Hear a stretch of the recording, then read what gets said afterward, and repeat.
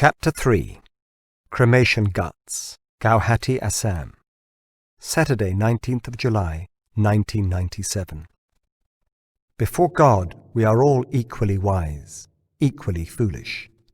Albert Einstein. The 12-year-old stared at the sheeted corpse of his father, who had died in the accident 4 days earlier.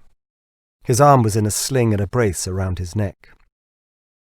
The sun was setting over the farther bank of the broad and brown Brahmaputra as a warm evening breeze began to blow off the river, tugging and fluttering the drooping saffron pennants on the bamboo poles. His Uncle Raoul placed an encouraging hand on his shoulder and squeezed gently. "You're doing fine, my boy." Sanjay winced, the pressure touching a nerve. He turned and looked up at the open and pock-marked face of his uncle. He had not seen him in years, and he had just flown in from Mumbai, from where he ran a number of businesses. Mr. Chatterjee, his father's director, came over, pulling a disconsolate face and placing both palms together, gave the traditional Hindi greeting Namaste to Raoul Dutt.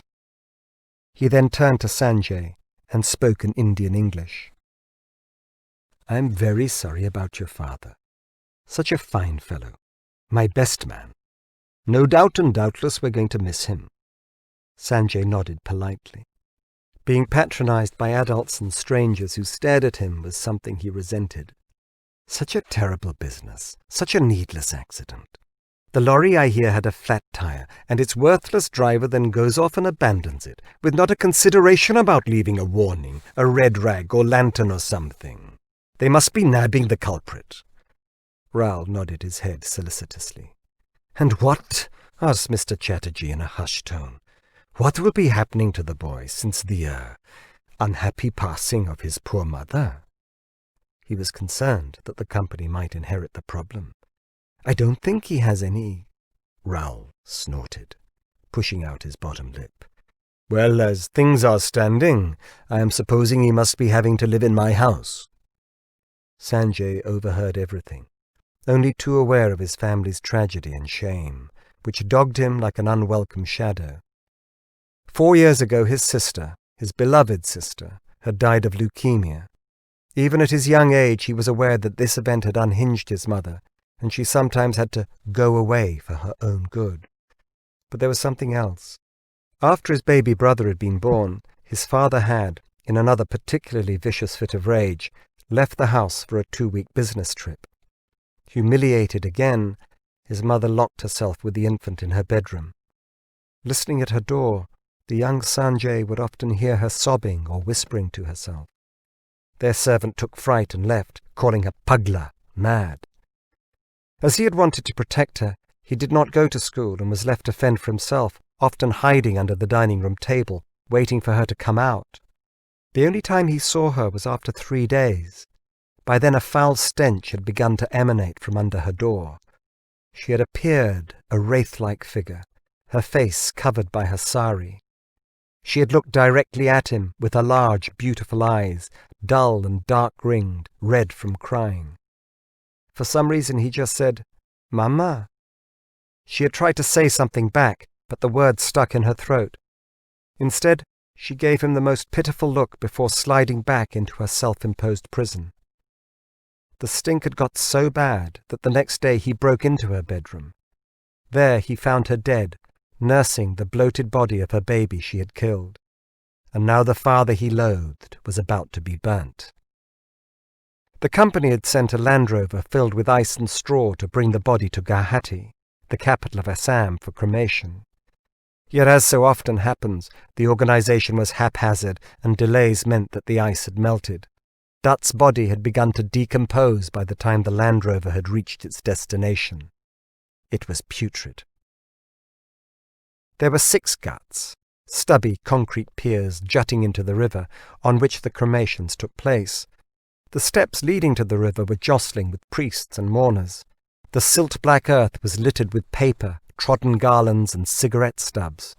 The scent of burning incense hung in the evening air, and in the background was the incessant honking of traffic and the cries of the street hawkers.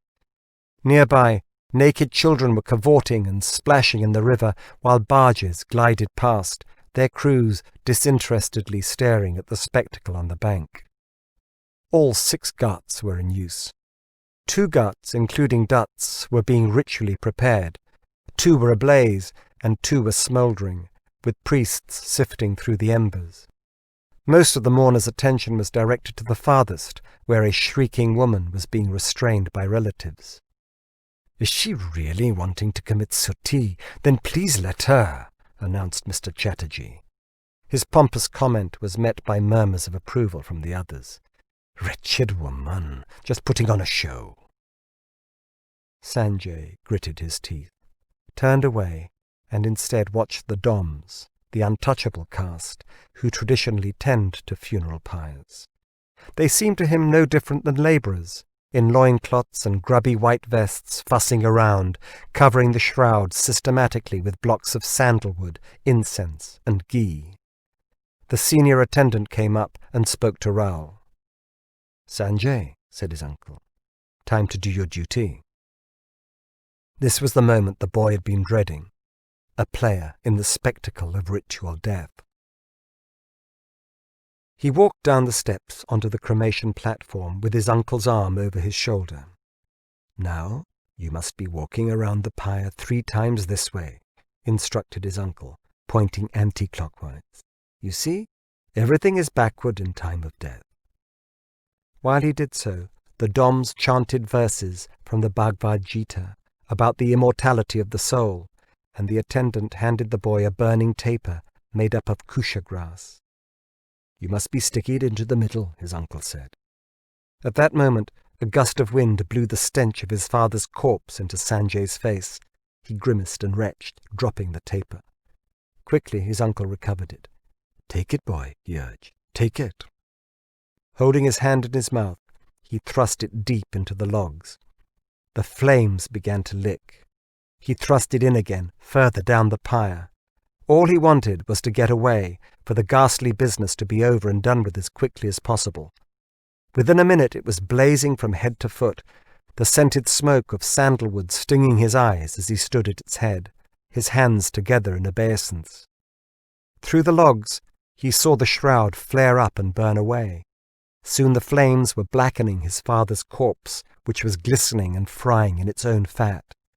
The other mourners sniffed appreciatively, as was custom, and listened out for the skull to crack in the heat. This was the moment when Dutt's troubled spirit would leave his earthly body. Sanjay too heard his father's skull split, and as soon as he could, retired with his uncle to where the others stood looking on. "Good chap, brave boy," said Raoul. "You can be proud of yourself." Sanjay nodded. He was. It seemed only fitting that the father who had so often beaten him should be the cause of his own death by trying to strike him. He deserved it. At the same time, he wanted to rid his nostrils of the corpse's foul stink and his mind of the sight of it charring. It brought back all the memories of those 4 gruesome days when his mother had killed herself and his baby brother, his mother, his beautiful mother, his kind, soft, and tender mother. He tried to remember how he used to lie on her lap while she rocked his head, running her fingers through his hair, humming sad folk songs.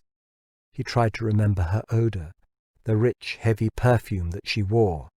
He remembered his father hitting her and her screams and pleadings. Large tears began to roll down his cheeks. There, his uncle tousled his hair. "I understand. I lost my father at your age too." "Yes," he sobbed. But it was for his mother, not his father, that his tears were for. Reining in his emotions, as he so often had to do, he instead busied himself by observing those around him. First, there was Mr. Chatterjee. Chatterjee, he suspected, with his digital watch and spectacles fixed by tape, was trying to conceal a look of smug satisfaction behind his mourner's mask. He was correct. His father's director was quite gratified to witness his awkward rival roasting in the timbers. That meant he would continue in his position until his retirement in 5 years. Chatterjee momentarily caught the boy's burning stare and had to look away. And what about the other mourners? Sanjay wondered. Noticing how they fawned around Chatterjee, He guessed they would all be conniving about how they could ingratiate themselves, vying for his father's position. Correct again. The boy instinctively understood the ambitions and weaknesses of people, a talent he would ruthlessly exploit in later life. He would also be forever scarred by the hideous memories of that day, becoming both obsessed and horrified by death. While Sanjay, his uncle and the others stood watching the pyre, one of the attendants, a diminutive bow-legged man, scurried up the steps and urgently asked for something from Mr. Chatterjee. "What is he wanting?" asked Raoul. "More ghee." They were running out of the clarified butter needed for the cremation. "Murgi? Murgi? What is he needing a bloody chicken for now?" said Raoul, perplexed. Sanjay saw the other mourners giggling at the gaffe. It was another humiliation. He stared down at his sandaled feet and crushed an ant busying by.